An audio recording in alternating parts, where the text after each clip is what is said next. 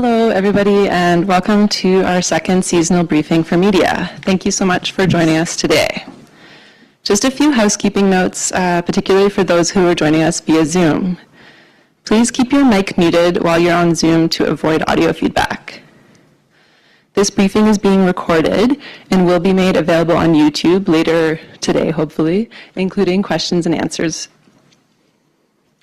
Slides will be shared with all reporters present after the session. Please just put your email in the chat or let me know if you'd like to receive them. If we have any problems with Zoom spamming or the meeting is otherwise compromised, we'll end the meeting and restart it using the same link. So please just join us again. So we'll be hearing from our 4 presenters today and then taking questions at the end with 1 question and 1 follow-up question per outlet, more if we have time. Today we'll be hearing from the Minister of Community Services, Cory Bellmore, Bier, Hydrologist with Water Science and Stewardship, Blackjack, Director of the Emergency Measures Organization, and Fancie, Fire Information Officer with Wildland Fire Management. We'll be sharing the early season information about flood outlook, wildfire outlook, some reminders about preparedness, and what we've been working on going into the spring and summer. Please do hold your questions until the end of all 3 presentations, because it's possible that your question may be answered by a later presentation. Okay, without further ado, Minister Cory Bellmore. Good morning. Thank you. It's good to be joining you today on the traditional territory of the Tonquachin and Kwanlundan First Nations. And today we're here to provide you a briefing on flood and wildfire on behalf of the Government of Yukon. We are committed to supporting public safety and emergency preparedness in Yukon communities, and this means knowing the risks and being ready to respond to fires, floods, and other hazards that impact our communities. Thank you for making the time today to hear how things are shaping up for this spring and summer. I want to start by saying a few words about what we are doing to help Yukoners live safely in their communities. Across a number of departments and agencies, we're supporting First Nation governments and municipalities as they prepare for potential emergency events. This includes the officials you see here today, who are busy with their colleagues keeping an eye on the snowpack and water levels, flood mapping in the Yukon communities, reviewing emergency plans, and creating wildfire preparedness plans to guide fire-smart work at the local level. It's always best to think ahead and be prepared to work together to respond to any threat, including flooding, any flooding or wildfire threats. And we appreciate the efforts of the governments, the municipal and First Nation government leaders to plan for these emergencies and manage the challenges that emergency situations present. As we look ahead to this fire season, our government is proud to invest in community hazard reduction and landscape level fuel reduction for wildfires. As we do live in the forest, we must create wildfire resilient communities. Before I pass it over to our officials, I'd like to share a reminder to Yukoners about getting ready for spring and summer. Emergency preparedness is everybody's responsibility. This means that it's important to think about how you and your family and your community might respond during an emergency. It's also important to think how you can prepare your home and property for seasonal hazards that are relevant in your area or that you've seen happen around your home. Floods, wildfires, and infrastructure failures are part of the reality of living in the Yukon. They're hard and stressful and can be traumatic, and getting ready ahead of time will help reduce the stress. You can help by knowing your hazards, making an emergency plan for your household, and making an emergency kit. If you can get these ready before you need them, it's very useful. And I know several communities have worked with their residents in ensuring they have their emergency kits. This will make life easier for you, and it will also help the emergency responders in your community. So thank you again for taking the time to hear the presentations today, and I'll pass it along to the officials. Thank you.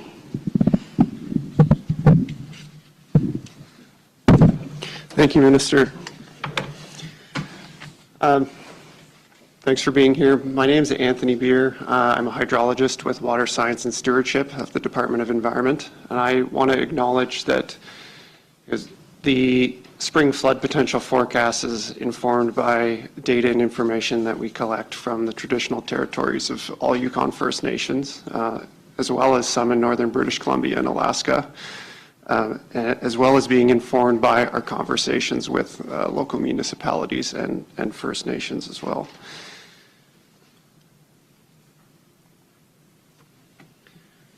So I just want to start with a brief overview of the types of floods that we experience in the Yukon. I'll talk about the April 1st snowpack as reported in the snow bulletin, some information about current water and ice conditions, and then I'll get into the flood potential forecast, as well as where you can continue to find this information after this briefing. And I have a brief mention of flood mapping. So as a refresher, the first type of flooding that we tend to experience in the Yukon is localized snowmelt runoff. Starting now when the ground is still largely frozen, that's the type of flooding that happens before the water gets to the large water bodies when it can't get there, overwhelming sort of local infrastructure like culverts or drainage ditches. That's followed by river ice breakup. The breakup period is starting right around now, and it progresses from the south to north. So we first are watching Carmax closely for the Nordenskjold breakup, and then our attention focuses further north to the Klondike, the Yukon River at Dawson, the Pelly River, and finishes with the Porcupine at Old Crow.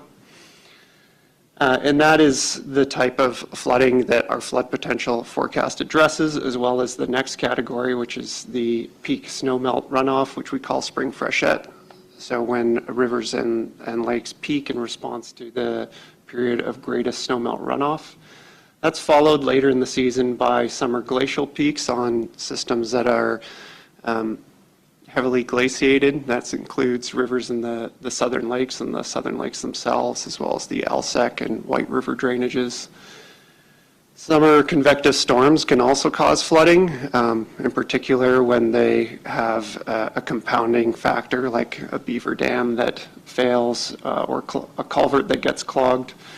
And lastly, we can have flooding from groundwater when local infrastructure is below the water table, like a basement or even a water treatment plant, and the groundwater is coming in at a rate higher that needs to be pumped.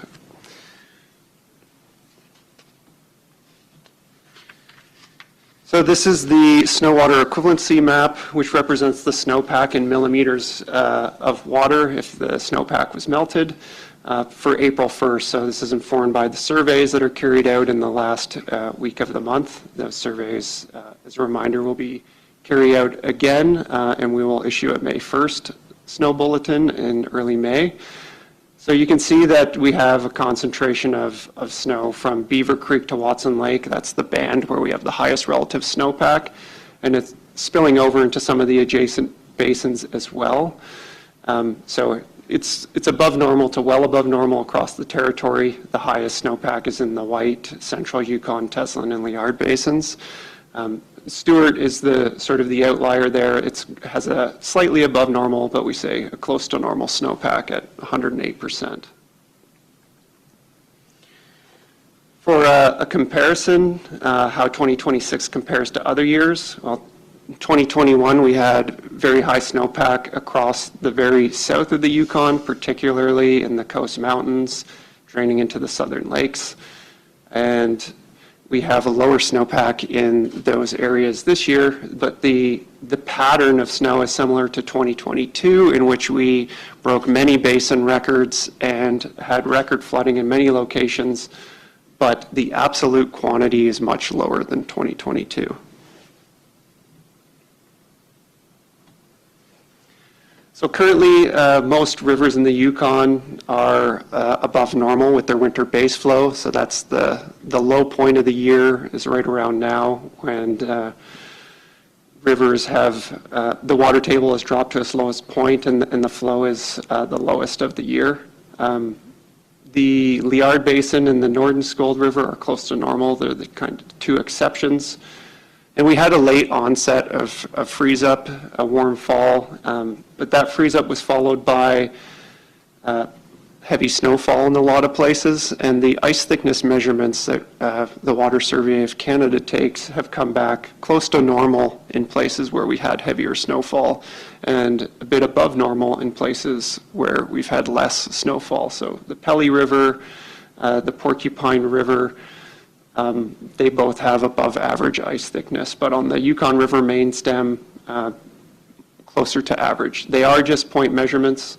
We do use other products like the satellite image that you're seeing there on the lower right-hand side to monitor how freeze-up occurs, and that shows us where ice accumulates during freeze-up, and those areas are typically more resistant when it comes time to break up. So moving into the weather outlook, it has been a colder than average winter in most places, and the start of April continued to be closer to average. But you can see in these images, these are the probability of above or below normal temperatures on a weekly basis. So starting on the upper left side, you can see the next week.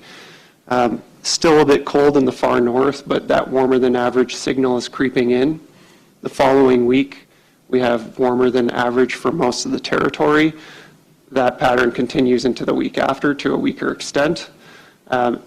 And as well, on the lower right-hand side, you can see the forecast for summer, which is warmer than average temperatures. So the climate models are forecasting a shift that's about to start occurring over the next week or two into warmer than average temperatures for the most part over the coming months. So when we rate flood potential, we have three categories, and you can think of them as a low flood potential means that, not that there will be no flooding, but it would take a very extreme weather event or anomaly to generate flooding. Moderate would require still a significant weather anomaly, but not as extreme, whereas a high flood potential indicates that there would be at least some level of flooding, even if it's minor flooding, without a significant weather anomaly. We also attach a confidence to this forecast. It's just a binary low or high. It's high where we have a strong connection between flooding and peak snowpack, and low where there are other influencing factors like temperature and precipitation anomalies. So for ice jam flooding, we have a rating of high for the Nordenskjold River in Carmacks. It's a small water course that joins the Yukon River at Carmacks. There are a number of residences that have been impacted by ice jam flooding as well as open water flooding in the past. It was a much colder winter than normal on the Nordenskjold, and last time we had a winter this cold, we did see pretty severe ice jamming on the Nordenskjold. For the Klondike Valley in Old Crow and Ross River, we have a moderate rating. For the Klondike Valley and Old Crow, ice jamming is always a risk no matter what the conditions are, but certain factors like the ice thickness, how cold of a winter it is, how freeze up occurred, the snowpack, those can change the potential. And for Ross River, less frequently do we see ice jamming in Ross River, but we did have quite a bit colder than normal winter there, and those thicker ice measurements returned, so we are going to be watching Ross River as well. For peak flows associated with snowmelt, again, we have that very high snowpack in the central Yukon. So we have a moderate rating there for both the Nordenskjold and the Yukon, and I'll come back to that in a moment. Klondike Valley, again, there's above average snowpack, but we have a low confidence there because it would take a fairly significant weather anomaly to generate flooding. It's not a clear relationship between snowpack. It really depends on the timing. For Teslin, you'll note the rating of high there with high confidence. The peak water level in Teslin Lake usually occurs towards the end of June. It is very strongly correlated with the peak snowpack. And in 2021, we had a very similar snowpack to what we have this year, and we did have flood impacts. They weren't as significant as 2022, but there were impacts nonetheless. Following on that, a few days after the lake peaks, we see the peak water level at Carmacks as the Teslin River joins the Yukon above Carmacks. Now in 2021, there was some minor flood impacts in Carmacks.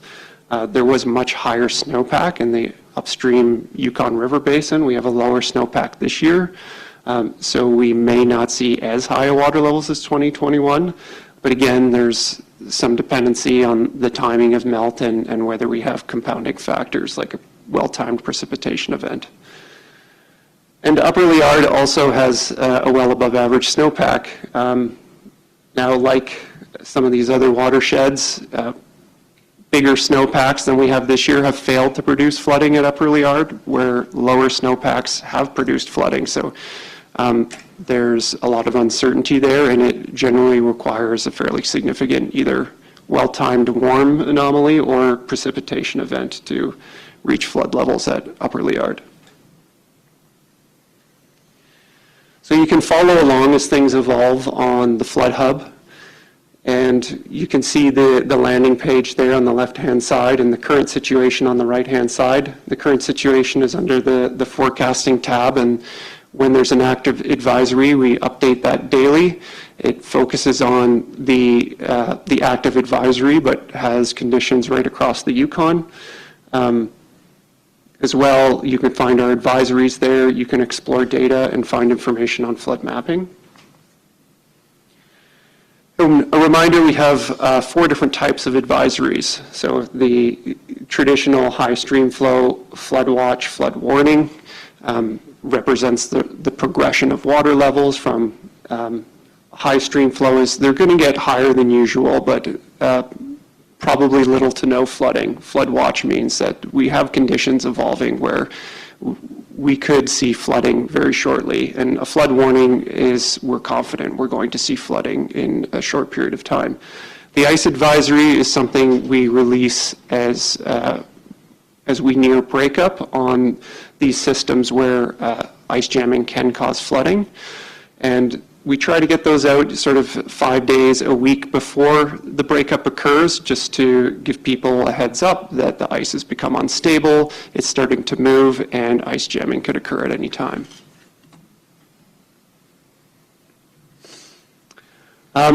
Just a quick view of our water conditions app. So we created this so people who want to follow what's happening in terms of water levels or flows in real time, they can see them through this interactive map on the top, and you can see the water level plotted against historical ranges for context.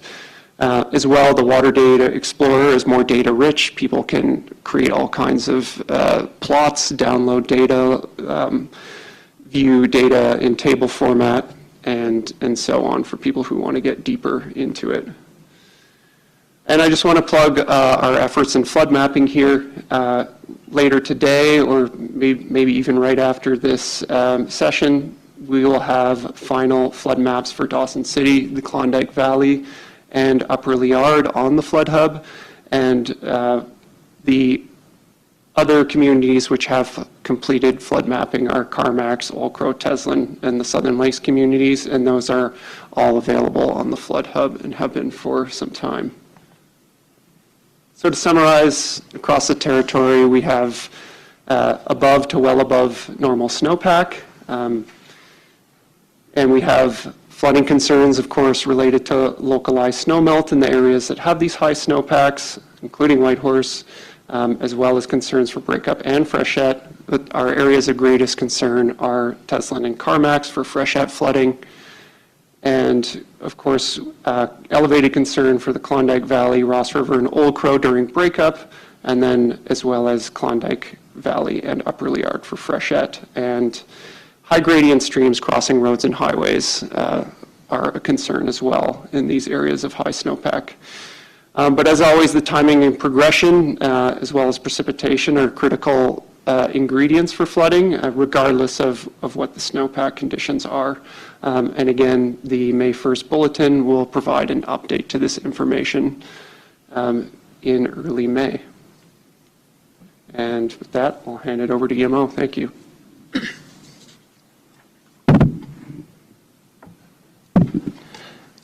Excellent. Thanks, Anthony, and thanks, Minister Bellmore. My name is Greg Blackjack. I'm the Director of Emergency Measures Organization, and I'm here to speak to you today on how we're getting prepared for this upcoming season.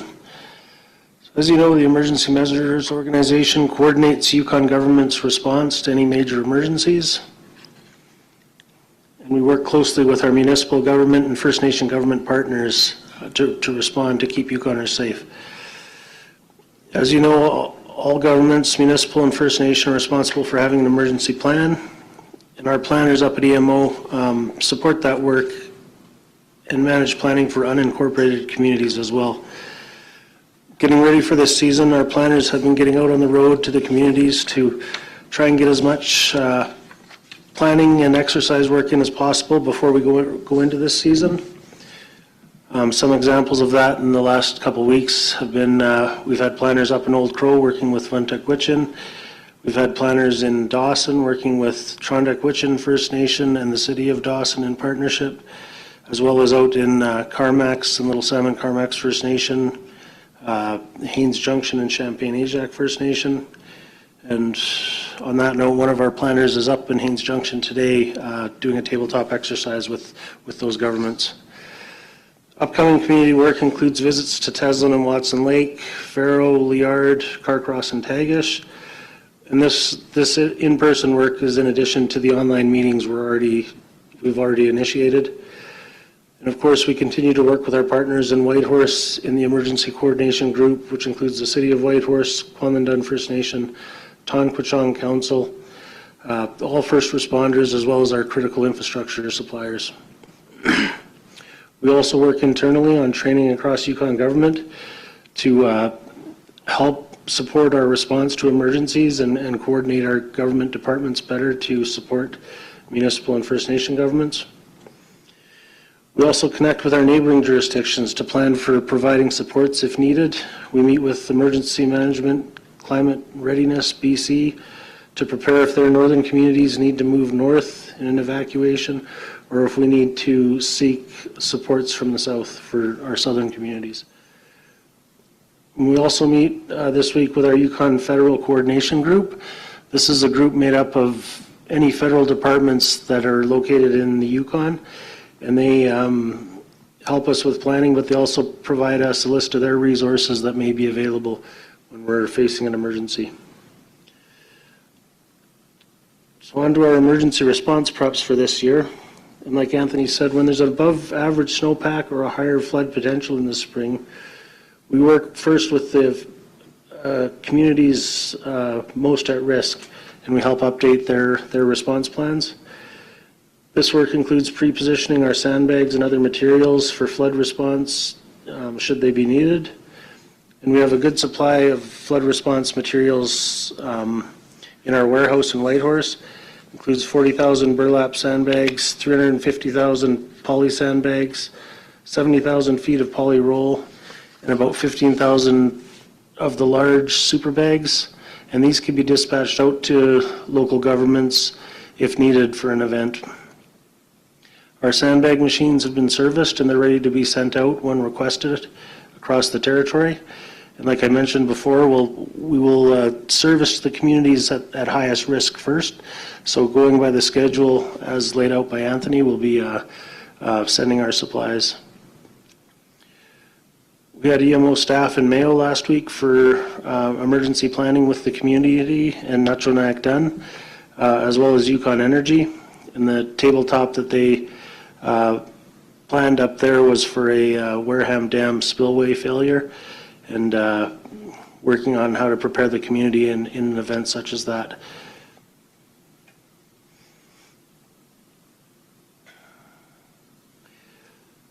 If flooding occurs this year, we'll be working closely with local governments and partner agencies in unorganized areas to help keep Yukoners safe and minimize the impacts to critical infrastructure. I encourage homeowners in flood-prone locations to be proactive in preparing flood barrier options for your private property. Emergency responders are guided by the National Recognized Order of Emergency Response Goals. Number 1 being the health and safety of our responders. Number 2 being saving lives. 3 is protecting public health, and critical infrastructure are all our top priorities. And we'll also continue briefing local governments throughout the season of events that are going on across the Yukon. And same, we'll update media directly when a major incident occurs. We'll share information to help Yukoners preparing themselves and their families for emergencies, including putting together a 72-hour kit, an emergency plan, and tips on protecting your property from floods and fires.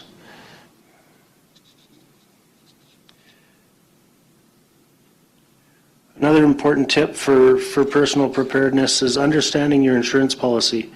If you have any questions about your flood coverage, please talk to your provider. Policies may have changed in the last few years with the events that we've seen go on across the country, so make sure you understand it, and if you don't, make sure you contact your provider. And the first week of May is National Emergency Preparedness Week. We'll be running a test of our Alert Ready system during that week on Wednesday, May 6th at 1:55 local time. Yukoners will hear that alert broadcast on cell phones in areas with 4G and higher networks, and it'll be pushed out across radio stations and local television as well. If you have any feedback on that alert, it's very helpful if you go to alertready.ca on that day and fill out the short survey. And some Yukoners may hear alerts from neighboring territories or provinces. This is due to how the system pushes out alerts via cell towers and radio infrastructure.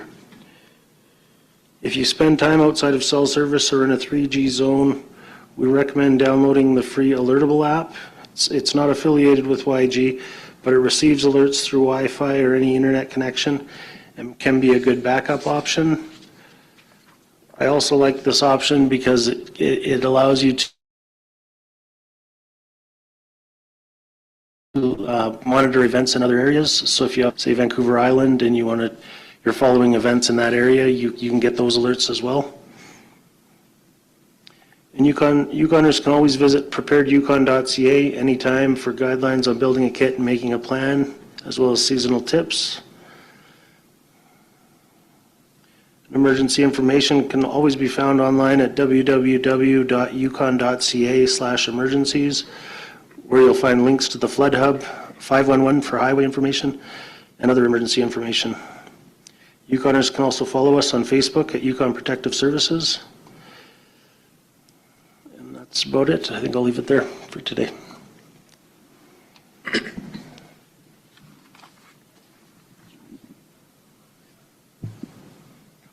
Right on. Okay, thank you. My name is Mike Fancie. I'm a fire information officer with Wildland Fire Management here. Looking forward to working with you all this season. I am here today to give you an overview of the wildfire situation in the Yukon as we head into the spring. Our preparations build on a successful fire season last year. While our crews had to work some long days to manage several complex incidents, we were able to protect Yukoners and their homes from wildfires, and I'd like to acknowledge that. Today I'll share some updates about three things. The first is our operational preparedness. Second is what we expect from the season. And lastly, what people can do to help us as the summer unfolds. We'll start with the preparedness. At the beginning of April, Wildland Fire Management staff start their work for the season by returning to their bases so that we can fulfill our legal mandate.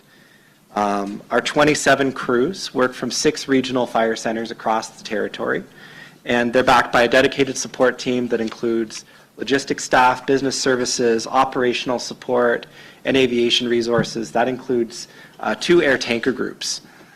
As needed, we also hire extra aircraft, including helicopters and fixed-wing planes, so that we can patrol the landscape and respond to remote wildfires. And we can also access local surge capacity through initiatives like Yukon First Nations Wildfires Unit Crew Program, as well as outside help through our mutual aid agreements with other provinces, territories, and some U.S. states. Today, that means there are qualified firefighters at our bases who can respond to a wildfire, just like they did last week when we had a smoke reported up the Ajac Road. Most of our firefighters will join them later this month, and we'll train our newest ones to the National Firefighting Standard at the end of the month here in Whitehorse. Our team has also been making strong progress mitigating wildfire risk across the territory, specifically around communities. The marquee project in that initiative is the 780-hectare Whitehorse South fuel break. Right now, that is a 60% complete project. When it's done, this will be a defensible access point on the Whitehorse side of the dense forest where we believe wildfire can pose a greatest risk to the capital. We're also getting to work in other communities building community wildfire protection plans. These are roadmaps for community risk reduction that allow us to collaborate with local governments. We've co-signed plans with 5 communities so far. 5 more are in progress. Our staff are also working with local area councils in the places where those exist to reduce risk in the Yukon's unincorporated areas. Now, it isn't lost on me that we're talking about wildfire preparedness while there is still a lot of snow on the ground. Snowmelt is increasing, the days are getting longer. We know that it's inevitable, it's going to go away. And we take our responsibility seriously, which is why we're preparing for this year the same way as we do any other fire season. We can't provide fire danger ratings on road signs when our weather stations are still snow covered. But once it melts, we'll start providing them so that people can understand fire risk. These fire danger ratings use daily weather data so that we can adjust the previous day's ratings. Essentially, it's a bookkeeping system for fuel moisture. They show how easily fuels catch fire, how fast one could spread, and how intensely it might burn. There are lots of different things that influence the actual fire conditions where you are, so we ask people, please always be careful with your fire. This early in the year, regardless of the weather outlook, it's very hard to accurately predict what fire season will bring. So when we measure wildfire risk to plan where, for example, crews should go in the territory, our forecasting looks between 3 to 10 days ahead of time. However, we know how conditions usually unfold once the snow melts. Generally speaking, when this happens, the ground dries and it uncovers the dead and dry debris from last fall. The dead leaves and the old grass can burn easily and spread quickly.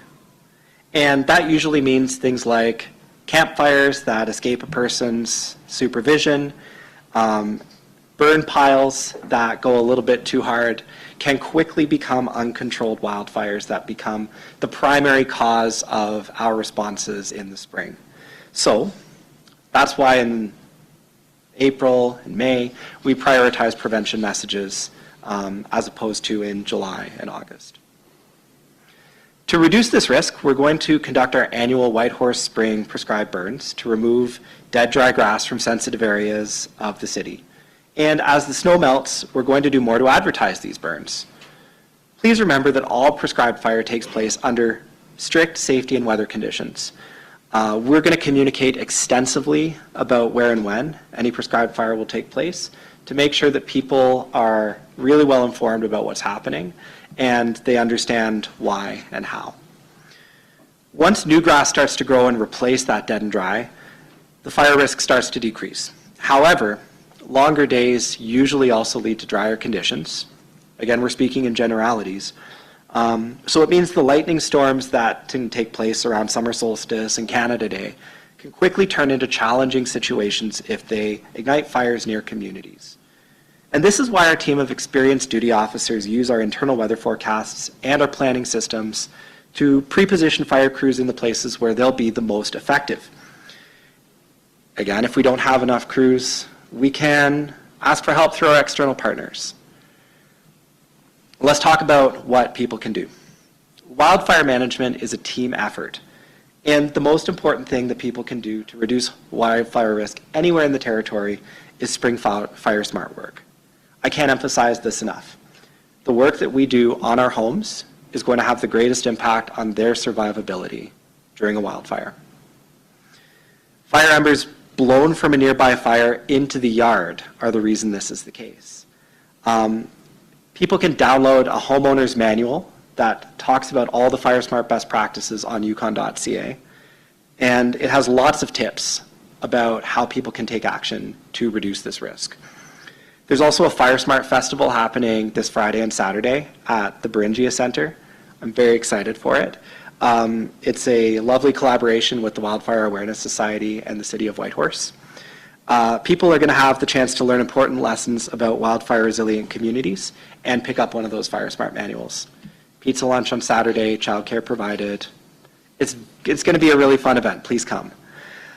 There's also going to be dozens of local events taking place through May as we head into Wildfire Community Preparedness Day on May 2nd. And that's an opportunity where anybody in the community can help us join the Fire Smart movement. I'd also like to make a pitch for the facts. The government's Wildfire Hub always has the latest wildfire information, and it includes current fire restrictions as well as a dedicated fire map that shows where fuel break work and wildfire mitigation projects are taking place.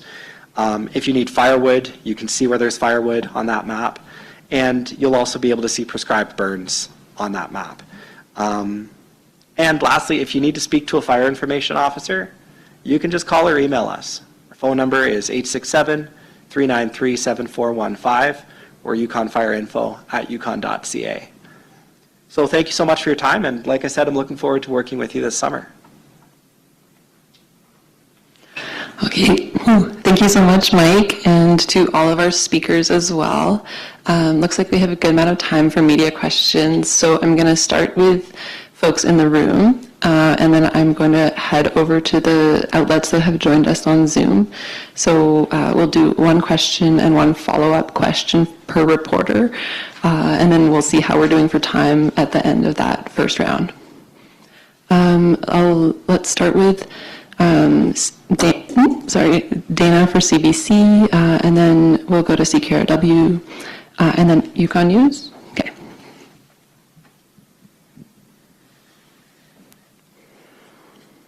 Thanks for that. I guess I'm wondering, like, for, we talked about you talked about some specific locations that you're looking at regarding flood. But how would you generally describe the flood and fire risk in the territory right now? Well, speaking first for flooding, it's an above average year. That the snowpack is kind of our headline for that is where there's above average snowpack, there's above average flood risk, and we have that almost across the entire territory. But as you saw with the flood potential rating, that doesn't mean that that the flood risk is high in every community.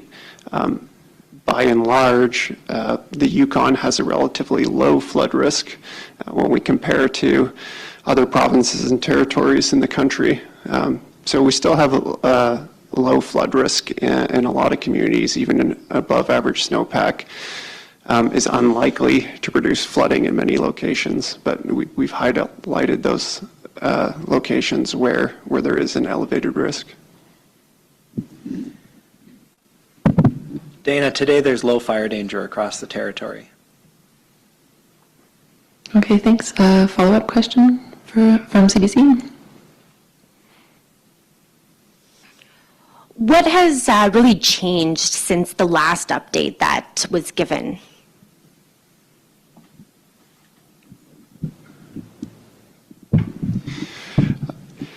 In terms of the flood risk, we've formalized our flood potential forecast, so that's the big change.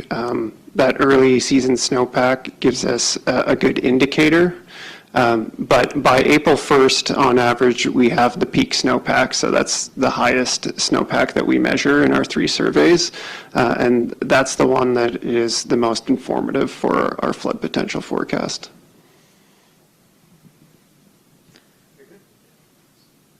Okay, Yukon News next. Thanks, Tim, for running the mic.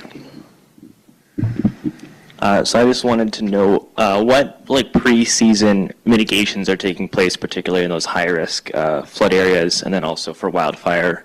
I know you mentioned the prescribed burning. Is there any other pre-season mitigations that are taking place?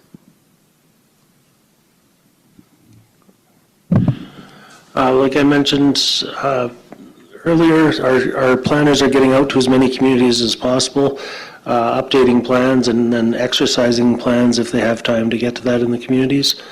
So looking at using our flood maps to plan where we put our mitigations and where we stage our gear to best respond. Thank you. Is it Noah? Yeah. Hey, nice to meet you. Nice to meet you. The spring for wildfire is usually a time when we split our work between, the immediate grassy types of mitigation projects, as well as the training that takes place within our organization. That said, we do mitigation year-round. At this point, there are smaller scale fire smart projects that take place across the winter, across the territory, near communities, driven by communities. The community wildfire protection planning process is also a 12-month year-round initiative. And then it is possible that there will be other types of mitigation projects that take place under different circumstances in the territory. In the past, that's meant burning slash as a prescribed fire tactic, which we would then use to create room for aspen seedlings to be planted and thrive in better conditions than if the slash hadn't been removed. But in the springtime, it is typical that we will focus our efforts on grass risk mitigation and in tandem train our crews to get them ready for fire, for more active fire. And do you know roughly how many members is Yukon Wildfire training this year? Oh, I think our crew member camp is going to have, there's going to be between 1 and 2 dozen people. I don't know the exact number, but it's somewhere between 12 and 25, which I'm sorry is a very, very wide range.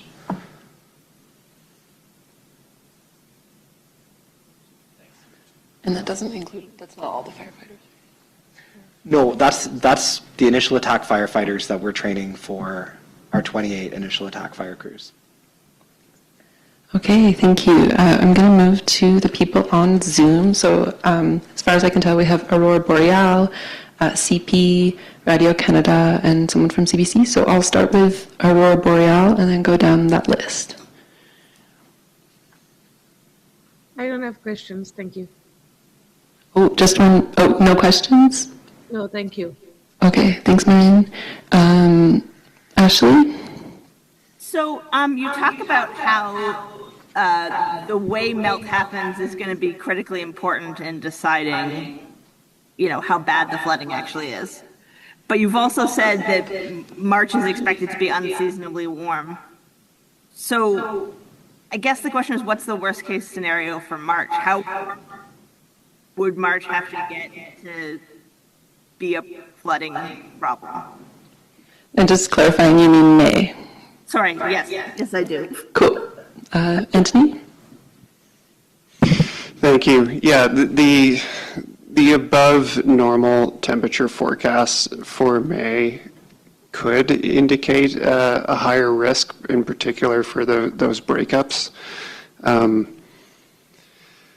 But it really depends on the timing. So right now, if we get some warm weather at the end of this week and into next week in Old Crow and Dawson, because it's so early in the breakup season, as long as they're not too warm, it could go a long way to degrading and weakening the ice cover and melting off the snow.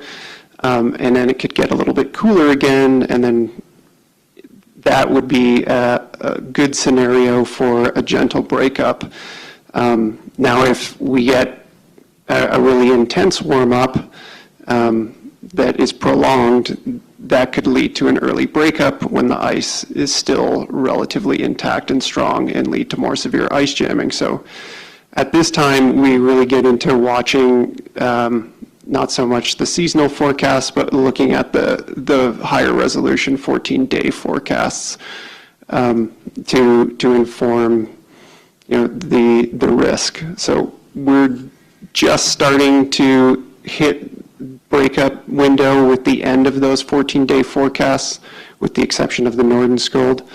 And it's very subtle differences. We're looking for things like no overnight freezing for a number of days in a row. And so we're still in a scenario where it can go either way. And I guess I just wanted to frame this for people who wouldn't be as familiar with the Yukon geography. In terms of populations most at risk of flooding, is it fair to say that Teslin is sort of the first community that will potentially start seeing problems in terms of like where the communities and people actually live? The first place where people, individuals on the ground could be affected by riverine flooding, not just sort of like the localized snowmelt runoff, would be residents living along the Northern Scold and Carmacks, and that's this month. That's before the end of April. After that, it's mostly concentrated in the Klondike Valley. People there are fairly well aware of the risks, and we've been meeting with the First Nation and City of Dawson already to discuss in more detail the forecast, and the emergency managers are part of those conversations as well. And then following on Klondike and Dawson, it's the people of Old Crow. Teslin, it will be late June.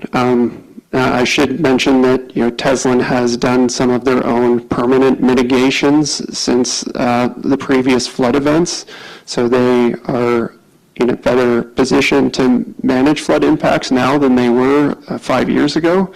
But shortly after Teslin, it will be Carmacks. Usually the peak water level there is within days of Teslin. And so that's the end of June as well. Okay, thank you. Radio Canada? Okay, or they may have logged off. CBC? Online?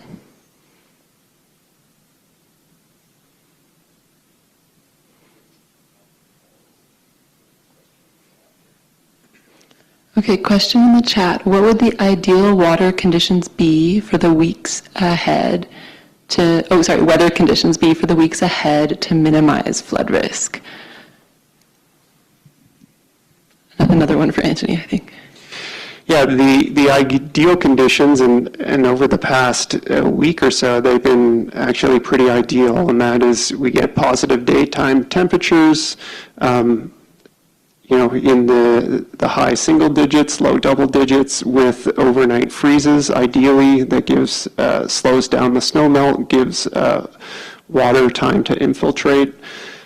So you can think of what's happening right now is the ground's frozen, and each day that goes by that we get warm weather and cold weather overnight, the ground starts to thaw a little bit more, and gains more and more capacity to convey the water to the water courses.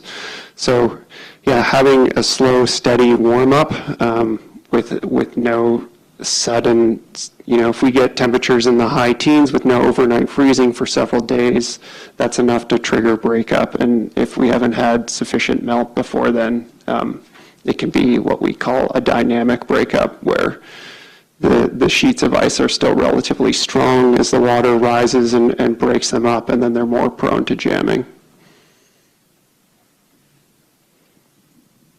Thank you. Is there a follow-up question for that one?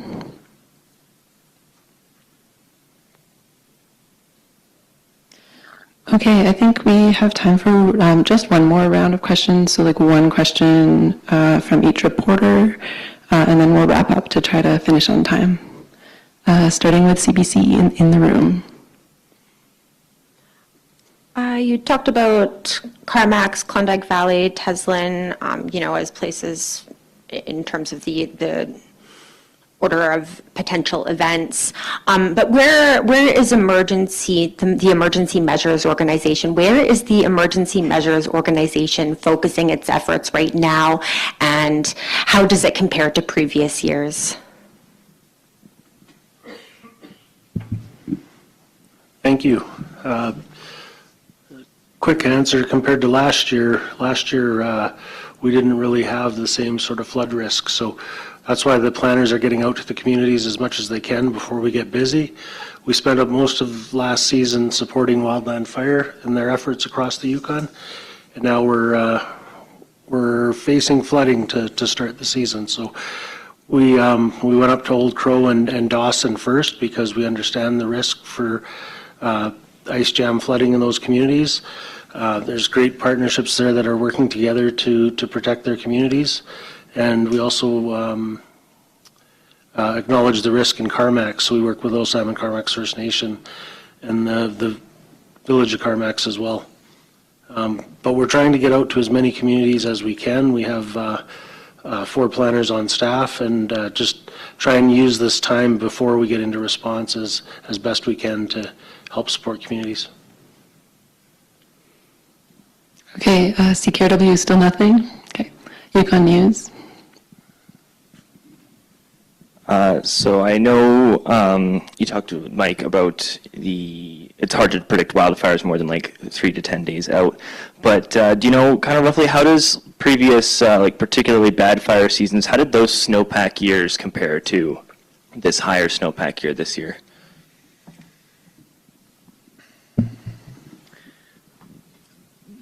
I think that it's sometimes difficult to draw a direct correlation between snowpack and fire season severity, because snowpack and fire danger are only one part of the equation.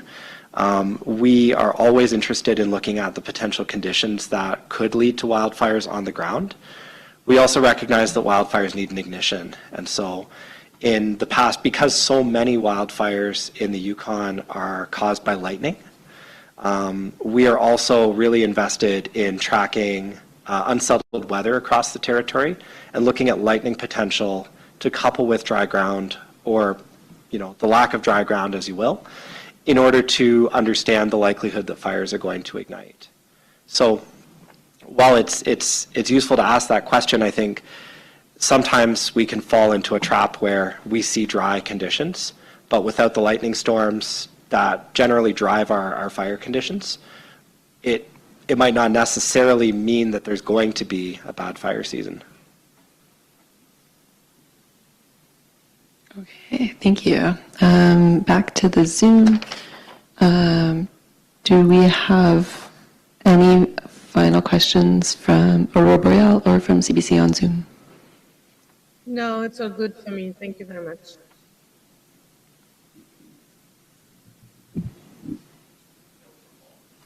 Okay, great. Our Minister Bellmore, or does anybody have any final closing remarks just before I wrap things up? Sure. Thank you again for joining us today and listening to the updates. I just wanted to thank everybody in the communities and the staff in the emergency planning in just making our communities as safe as possible as we get into the spring melting session. Okay, well, thank you so much, Minister Bellmore, and to our 3 presenters today. Thank you for sharing what you can of the flood and wildfire outlook with us. And thanks to the media for being here virtually and in the room. We'll be distributing slides afterwards to the people who are here. Just if I don't have your email, come up and give it to me after the presentation. Thanks and have a great day.